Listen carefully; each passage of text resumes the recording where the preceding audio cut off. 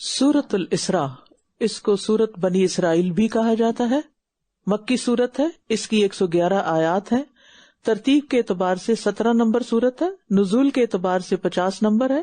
الاسراء اس لیے کہا جاتا ہے کیونکہ اس میں نبی صلی اللہ علیہ وسلم کے اسراء کا ذکر کیا گیا ہے جو مسجد حرام سے بیت المقدس تک کا سفر ہے، اور بنی اسرائیل کیونکہ اس میں بنی اسرائیل کے حالات کا ذکر ہے۔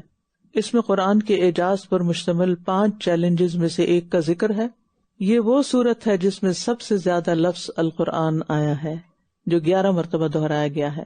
یہ تسبیحات پر مشتمل صورتوں میں سے پہلی صورت ہے، اور اس میں تنبیہ، تفہیم، تعلیم تینوں ہی مناسب انداز سے جمع کر دی گئی ہیں۔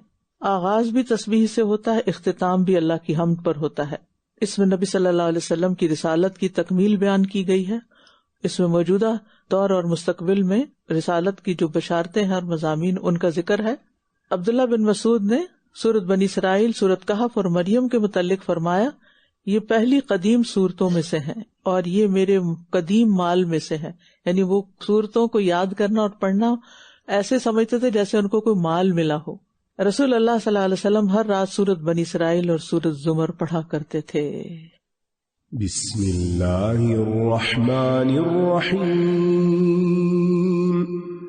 سبحان الذی اسری بعبده لیلا من المسجد الحرام الى المسجد الاقصى الذی بارکنا حوله لنریه من آیاتنا إنه هو السميع البصير وآتينا موسى الكتاب وجعلناه هدى لبني إسرائيل ألا تتخذوا من دوني وكيلا ذرية من حملنا مع نوح إنه كان عبدا شكورا وقضينا إلى بني إسرائيل في الكتاب لتفسدن في الأرض مرتين ولتعلن علوا كبيرا فإذا جاء وعد أولاهما بعثنا عليكم عبادا لنا أولي بأس شديد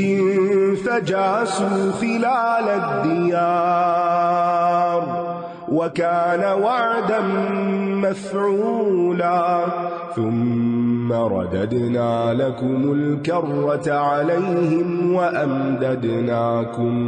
وأمددناكم بأموال وبنين وجعلناكم أكثر نفيرا إن أحسنتم أحسنتم لأنفسكم وإن أسأتم فلها فإذا جاء وعد الآخرة ليسوءوا وجوهكم وليدخلوا المسجد كما دخلوه أول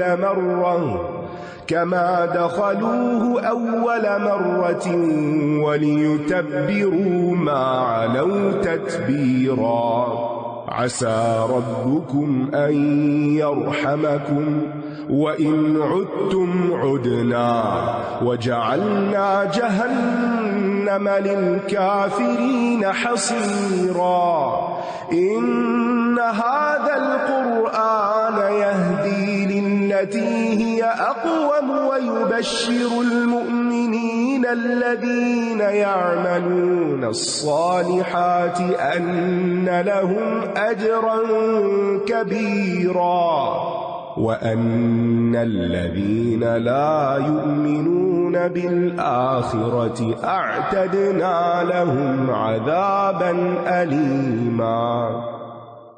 پاک ہے وہ جو اپنے بندے کو رات کے ایک حصے میں مسجد حرام سے مسجد اقصی تک لے گیا، جس کے گرد و نواح کو ہم نے بہت برکت دی ہے، تاکہ ہم اسے اپنی کچھ نشانیاں دکھائیں۔ بے شک وہ خوب سننے والا، خوب دیکھنے والا ہے۔ آیت کا آغاز اللہ کی تسبیح سے ہو رہا ہے، یعنی یہ کلام اس رب کا ہے جس میں کسی قسم کا کوئی نقص نہیں، وہ ہر طرح کے عیب سے پاک ہے، اس کی قدرت بے حد عظیم ہے، اور جس نبی کا ذکر کیا جا رہا ہے ان کا مقام بھی بہت بلند ہے۔ تو بندے اور رب کی ملاقات کے وقت تسبیح والی فضا قائم ہوتی ہے، اور تسبیح کرنا ایک مناسب عمل ہے۔ نبی صلی اللہ علیہ وسلم کو عروج دے کر، بلند درجات میں لے جا کر سب سے خوبصورت خطاب عبد کا دیا گیا کہ آپ بندے ہیں، اور یہ بھی عبدی ہی محبت اور تعلق کو ظاہر کرنے والا لفظ ہے کہ اللہ سبحانہ وتعالیٰ نبی صلی اللہ علیہ وسلم سے محبت کرتے ہیں۔ مالک، خالق، رب تو صرف وہی ہے، باقی سب بندے ہیں، خواہ وہ رسول اللہ صلی اللہ علیہ وسلم ہی کیوں نہ ہو۔ لہٰذا نبی صلی اللہ علیہ وسلم کو ان کے مقام سے، رتبے سے آگے نہیں بڑھانا چاہیے۔ جہاں تک واقع معراج کا تعلق ہے تو سیرت کی کسی کتاب سے اس کی تفصیل پڑھ لیجئے۔ اور پھر یہ واقعہ ان حالات میں پیش آیا جب نبی صلی اللہ علیہ وسلم پر مکہ میں آزمائش بہت سخت ہو گئی تھی۔ تو اس سے پتہ چلتا ہے کہ جب مشکل حالات آپ کو گھیر لیں اور آپ کو کوئی سہارا نہ ملے تو اللہ تعالیٰ کی طرف متوجہ ہو جائیں، وہاں سب کچھ ملے گا اور وہ آپ کو بلندیوں تک لے جائے گا۔ بندگی انسان کے بلند مقامات میں سے ہے، لہٰذا جب آپ سجدے میں سر رکھتے ہیں تو آپ اللہ کے سب سے زیادہ قریب ہوتے ہیں۔ بظاہر آپ زمین پر ہیں لیکن آپ کا کنیکشن بلندیوں والے رب کے ساتھ ہو جاتا ہے۔ تو جتنی زیادہ توحید گہری ہوتی جائے گی اور بندگی زیادہ ہوتی جائے گی، اتنا ہی زیادہ انسان اللہ کے قریب ہوتا جائے گا۔ اور ہم نے موسیٰ کو کتاب دی اور اسے بنی اسرائیل کے لیے ہدایت کا ذریعہ بنایا کہ تم میرے سوا کسی کو کارساز نہ بنانا۔ ہدایت صرف وحی اور پھر رسولوں کی تعلیم میں ہے، اور زندگی کا اصل لطف اسی میں ہے۔ اے ان لوگوں کی اولاد جنہیں ہم نے نوح کے ساتھ سوار کیا، بے شک وہ بہت شکر گزار بندہ تھا۔ سورۃ النحل کے اختتام پر ابراہیم علیہ السلام کی صفت شاکر بتائی گئی، اور یہاں نوح علیہ السلام کو عبدن شکورا، بندہ اور شکر گزار، اور اس سے بنی اسرائیل کو ایمان اور عمل پر ابھارنا مقصود ہے۔ دیکھو تم کن لوگوں کی اولاد ہو، تمہارے باپ نوح علیہ السلام کس قدر شکر گزار تھے، وہ اللہ کے سوا کسی اور پر بھروسہ نہیں کرتے تھے۔ تو بندے کے لیے سب سے اعلیٰ صفت کیا ہے کہ وہ بندگی کرے، اور سب سے اعلیٰ مقام کیا ہے؟ شکر گزار بن جائے۔ اور پھر ذریۃ من حملنا مع نوح، تم ان لوگوں کی اولاد ہو جن نے نوح کے ساتھ سوار کیا گیا، یعنی وہ نوح علیہ السلام کے ساتھ چنے ہوئے لوگ تھے جو ان کے ساتھ گئے تھے، نیک صحبت انہوں نے اختیار کی تھی جو ان کی کامیابی کی علامت تھی۔ اور شکر زبان سے بھی ہونا چاہیے، دل سے بھی اور جوارح سے بھی۔ اور ہم نے بنی اسرائیل کو کتاب میں فیصلہ سنا دیا تھا کہ تم زمین میں 2 بار ضرور فساد برپا کرو گے اور تم بہت بڑی سرکشی کرو گے۔ پھر جب ان دونوں میں سے پہلے وعدے کا وقت آیا تو ہم نے تم پر اپنے سخت جنگجو بندوں کو بھیج دیا، تو وہ گھروں کے اندر گھس گئے، اور یہ ایک ایسا وعدہ تھا جسے پورا ہو کر رہنا تھا۔ بنی اسرائیل کو پہلے بتا دیا اور ہماری امت کو خبر دے دی، کیوں؟ اس لیے تاکہ وہ اس سے بچنے کی پوری جدوجہد کرے، اور یہ سب فساد اور سرکشی کا نتیجہ ہوتا ہے، اور اللہ کے جو فیصلے ہوتے ہیں وہ پورے ہو کر رہتے ہیں، ان پر ایمان لانا واجب ہے۔ اب تاریخ میں کئی ایک واقعات کو اس کی طرف منسوب کیا جاتا ہے۔ بہرحال بنی اسرائیل پر کئی بار ایسی آزمائشیں آئیں، پھر ہم نے تمہیں ان پر دوبارہ غلبہ دے کر مال اور بیٹوں کے ساتھ تمہاری مدد کی، اور ہم نے تمہیں تعداد میں زیادہ کر دیا۔ یعنی جب کوئی فساد کرتا ہے تو انجام کیا ہوتا ہے، اور جب کوئی نیکی کی طرف پلٹتا ہے تو اللہ تعالیٰ اس کو غلبہ دیتا ہے، جبکہ سرکشی کی سزا بھی دیتا ہے۔ انسان کو کتنے بھی بڑے نقصان سے دوچار ہونا پڑے، اس کے گھروں کو گرا دیا جائے، اس کے ملک کو تباہ کر دیا جائے، کچھ بھی ہو، لیکن پھر بھی آگے بڑھنے اور کھوئی ہوئی چیزوں کو پانے کے مواقع ہمیشہ ملتے رہتے ہیں۔ اگر تم نے اچھا کیا تو اپنی ہی جانوں کے لیے اچھا کیا، اور اگر تم نے برا کیا تو اپنے لیے ہی کیا۔ پھر جب آخری بار کا وعدہ آ گیا تو ہم نے دشمن بھیجے تاکہ وہ تمہارے چہرے بگاڑ دیں، اور تاکہ وہ اسی طرح مسجد میں داخل ہو جائیں جیسا کہ وہ اس میں پہلی بار داخل ہوئے تھے، اور تاکہ وہ جس چیز پر غلبہ پائیں اسے بری طرح تباہ کر دیں۔ آخری بار کا وعدہ آ گیا۔ مکافات عمل ایک اساسی قاعدہ ہے جو دنیا اور آخرت میں لاگو ہوتا ہے. ان احسنتم احسنتم لانفسکم وان اسأتم فلہا. نتیجہ عمل سے پیدا ہوتا ہے، یعنی عمل اور جزا لازم و ملزوم ہوتا ہے. ہر ایکشن کا ایک ری ایکشن ہوتا ہے. جب انسان کو کسی برے عمل کا نتیجہ ملے تو پھر اس کو شکوہ نہیں کرنا چاہیے. خوش نصیبی اس بات میں ہے کہ انسان نیکی کر کے بھول جائے لیکن غلطیوں کو سامنے رکھے اور ان پر توبہ کرتا رہے. جبکہ بدبختی کیا ہے کہ انسان اپنی نیکیوں کے زوم میں ہو اور نیکیوں کو ہائی لائٹ کرے اور برائیوں کو بھول جائے. محسنین سے اللہ محبت کرتا ہے لیکن محسنین بھی احسان اپنے ساتھ ہی کرتے ہیں، کسی پر نہیں. کسی پر احسان کا مطلب ہے دراصل خود پر احسان کرنا. ہماری محنت، مشقت، قربانی سب ہمارے اپنے لیے ہوتی ہے، چاہے اس کا فائدہ کوئی اور اٹھا رہا ہو، اصل فائدہ ہمیں پہنچتا ہے. اور نیکی اور بدی کے اثرات بھی ہوتے ہیں. اچھے کاموں سے اچھے نتیجے نکلتے ہیں اور برے کاموں سے برے. نافرمانی کرنے کے اثرات انسان کی ذات پر بھی پڑتے ہیں. عام طور پر ہوتا ہی ہے کہ انسان کسی مشکل میں پھنستا ہے، اللہ سے دعا کرتا ہے، کوئی نیکی کے کام کرتا ہے، اس سے نکلتا ہے، پھر کچھ دن ٹھیک رہتا ہے، پھر دوبارہ وہی کام کرنا شروع کر دیتا ہے، اسی عادت میں مبتلا ہو جاتا ہے. فَإِذَا جَاءَ وَعْدُ الْآخِرَةِ لِيَسُوءُ وُجُوهَكُمْ وَلِيَدْخُلُوا الْمَسْجِدَ كَمَا دَخَلُوهُ أَوَّلَ مَرَّةٍ. دوبارہ کیوں پھر ایسے ہوا ان کے ساتھ؟ کیونکہ انہوں نے پھر وہی کام شروع کر دیا. امید ہے کہ تمہارا رب تم پر رحم فرما دے، اور اگر تم پھر بگاڑ کی طرف لوٹے تو ہم بھی سزا دینے کے لیے لوٹیں گے. اور ہم نے جہنم کو کافروں کے لیے قید خانہ بنایا، جیل ہے وہ.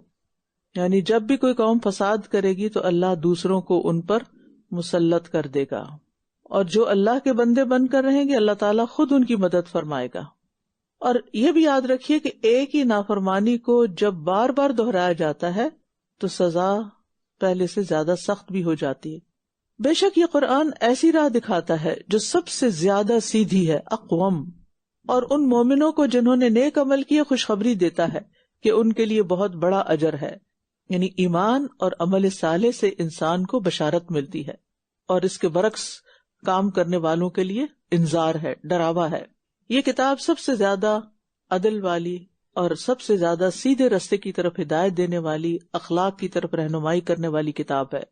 ہم سب کو اپنے آپ کو قرآن پر پیش کرنا چاہیے کہ ہم کس مقام پر ہیں. اپنا محاسبہ قرآن کے مطابق کرنا چاہیے، اور قرآن مجید سے صرف تعلق نہیں، مخلصانہ تعلق، کہ ایک ایک آیت پڑھ کر اپنے آپ کو پہچاننے کی ضرورت ہوتی ہے. خود کو پہچانے. اس کتاب میں پائی جانے والی ہر ہدایت دنیا اور آخرت کی بھلائی کی طرف رہنمائی کرتی ہے. لہذا ہدایت پانے کے لیے قرآن کو بار بار پڑھنا چاہیے، اس پر تدبر کرنا چاہیے.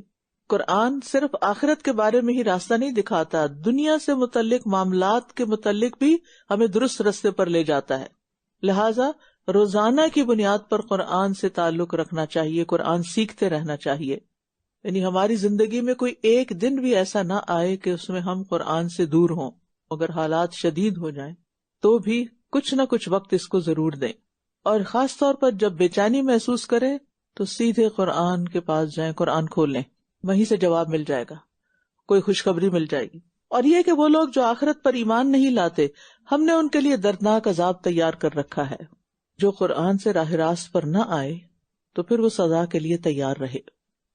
وَيَدْعُ الْإِنسَانُ بِالشَّرِّ دُعَاءَهُ بِالْخَيْرِ وَكَانَ الْإِنسَانُ عَجُولًا وَجَعَلْنَا اللَّيْلَ وَالنَّهَارَ آيَتَيْنِ فَمَحَوْنَا آيَةَ اللَّيْلِ وَجَعَلْنَا آيَةَ النَّهَارِ مُبْصِرَةً لِتَبْتَغُوا فَضْلًا مِّن رَّبِّكُمْ وَلِتَعْلَمُوا عَدَدَ السِّنِينَ وَالْحِسَابَ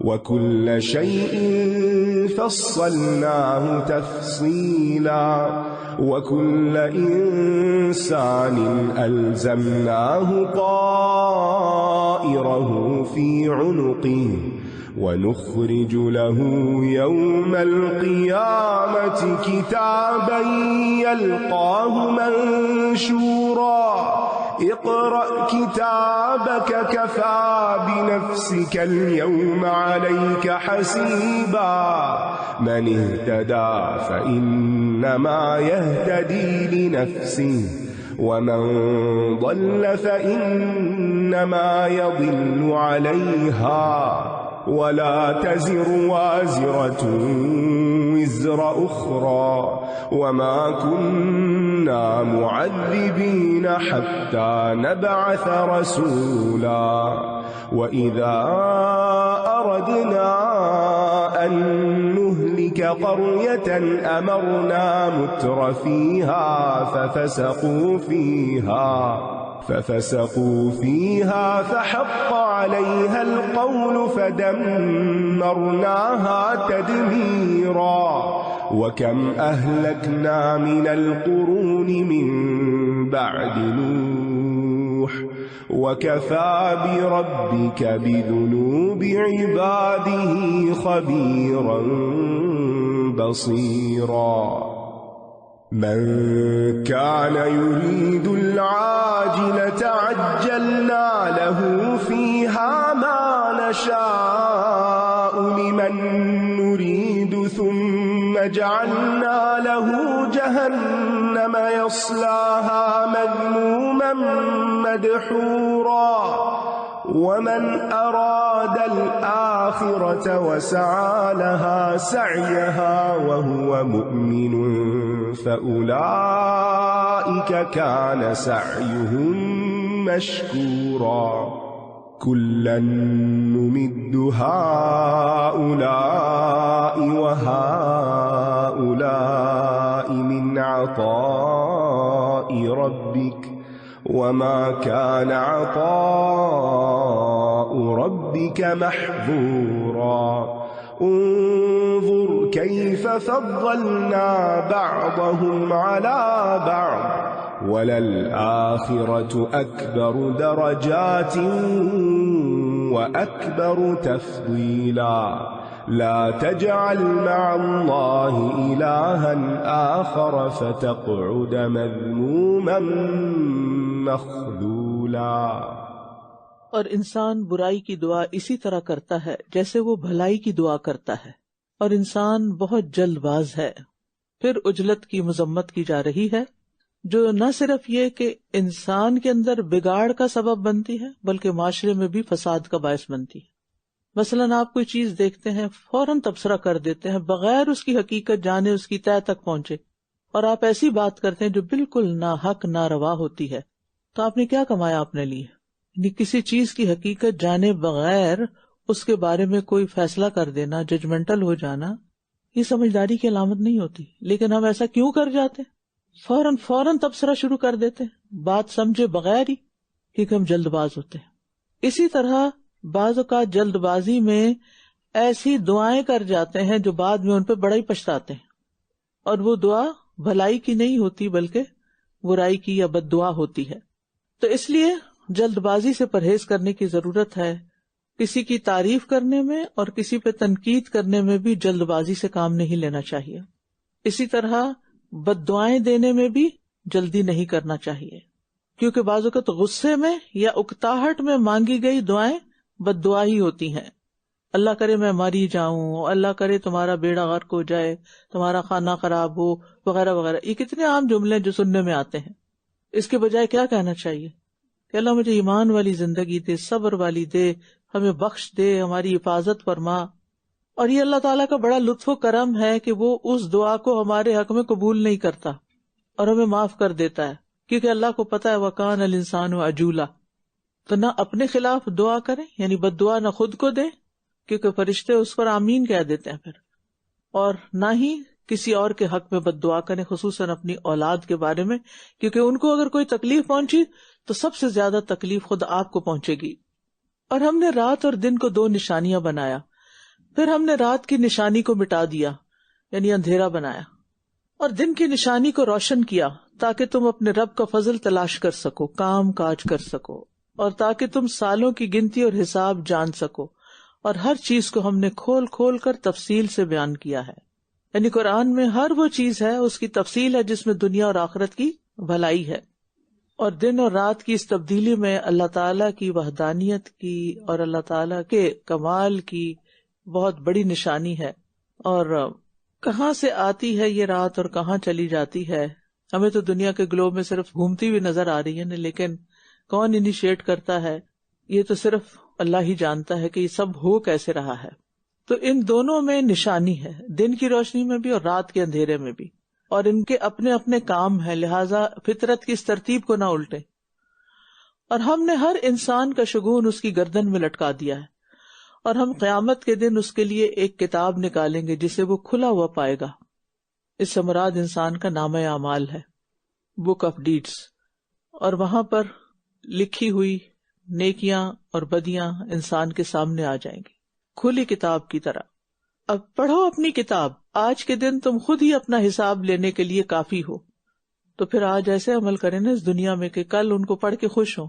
ایئر 2000 میں چھپنے والی ایک اخبار پہ ایک فیچر تھا جو میرے بارے میں لکھا تھا جب میں کراچی گئی تھی. تو اتنے سال کے بعد، تقریباً سمجھے 25 سال کے بعد جب میں نے اس کو دوبارہ دیکھا تو مجھے اتنی حیرانی ہوئی کہ اچھا یہ باتیں میں نے کہی تھی. کوئی انٹرویو کرتا ہے نا تو کچھ چیزیں پوچھتے ہیں تو آپ خود بھی کہہ کے بھولے ہوئے ہوتے ہیں. تو ہمیں بعض اوقات اپنی میموریز کتنی اچھی لگتی ہیں اگر وہ اچھی ہوں تو، اور بری میموریز تو ہانٹ کرتی ہیں جہاں کہیں فساد گڑبڑ کوئی نقصان ہوا ہو. تو اس ایکسپیرینس سے ہی آپ سیکھیں کہ آج جو کچھ ہم کر رہے ہیں نا یہ ہماری میموری ہے آخرت کے لیے، اور آخرت میں جا کر ان دنوں کو یاد کریں گے. اچھا اس وقت میں ہم نے یہ کیا تھا، ایسا کیا تھا، ویسا کیا تھا، کیونکہ جو کچھ ہم کرتے ہیں ہر روز ایک کتاب میں لکھا جا رہا ہے. اور پھر یہ کہ اللہ تعالیٰ کا انتہا درجے کا عدل و انصاف ہے کہ انسان کو خود پڑھنے کے لیے دے دے گا کہ یہ لو پڑھو اپنی کتاب، خود پڑھ لو، خود فیصلہ کر لو کہ تمہارے ساتھ کیا سلوک ہونا چاہیے. تو یہ ایسی کتاب ہے جس کا قلم ہماری زبان ہے اور ہمارے اعضاء اس کا کاغذ ہے، اور جو کچھ ہم بولتے ہیں ہمارے جسم پر بھی اس کے اثرات ہو رہے ہیں، اور اعمال نامہ بھی تیار ہو رہا ہے. جو ہدایت پالے تو بے شک وہ اپنے ہی لیے ہدایت پاتا ہے، اور جو گمراہ ہوا تو بے شک وہ خود کو نقصان دینے کے لیے ہی گمراہ ہوتا ہے. اور کوئی بوجھ اٹھانے والا کسی دوسرے کا بوجھ نہ اٹھائے گا، اور ہم کسی کو عذاب دینے والے نہیں جب تک کہ ہم کوئی رسول نہ بھیج دیں. یعنی ہر شخص اپنے عمل کا خود ذمہ دار ہے، یعنی ہر انسان اپنے کیے کا خود ہی خمیازہ بھگتے گا. باز پرس ہر ایک سے فردن فردن ہوگی، کوئی اپنے اعمال کی ذمہ داری دوسرے پہ نہیں ڈال سکے گا. لہذا کرنے کا کام یہ ہے کہ انسان اپنے عمل اور کردار پر نظر رکھے. اور پھر یہ اللہ کا طریقہ ہے کہ حجت پوری کرنے سے پہلے کسی کو عذاب نہیں دیتا، حتیٰ نبعث رسولا. اور جب ہم کسی بستی کو ہلاک کرنے کا ارادہ کر لیتے ہیں تو اس کے خوشحال لوگوں کو حکم دیتے ہیں، پھر وہ اس میں نافرمانی کرنے لگتے ہیں تو اس پر عذاب کی بات ثابت ہو جاتی ہے، پھر ہم اس کو پوری طرح تباہ کر دیتے ہیں. اس سے پتہ چلتا ہے کہ عموماً بستیوں کی تباہی اور بربادی کا سبب ایلیٹ کلاس ہوتی ہے، کیونکہ وہ ٹرینڈ سیٹر ہوتی ہے. وہ فساد کرتے ہیں تو دوسرے آنکھیں بند کر کے ان کے پیچھے چل پڑتے ہیں، اور یوں پوری قوم کی شامت آ جاتی ہے. یعنی جب فسق و فجور عام ہو جائے اور لوگ امر بالمعروف اور نہی عن المنکر چھوڑ دیں تو پھر تباہی آ جاتی ہے. یہاں پر مال و دولت کی کثرت کی بات کی گئی، تو مال و دولت کی کثرت حرام نہیں ہے، اس کا استعمال یا عیش و عشرت میں پڑھ کے اللہ کو بھول جانا غلط ہے. اور نوح کے بعد ہم نے کتنی ہی بستیاں ہلاک کر دی، اور کافی ہے آپ کا رب اپنے بندوں کے گناہوں کی خوب خبر رکھنے والا، خوب دیکھنے والا. تو تمام بندوں اور امت کے لیے ایک تنبیہ ہے.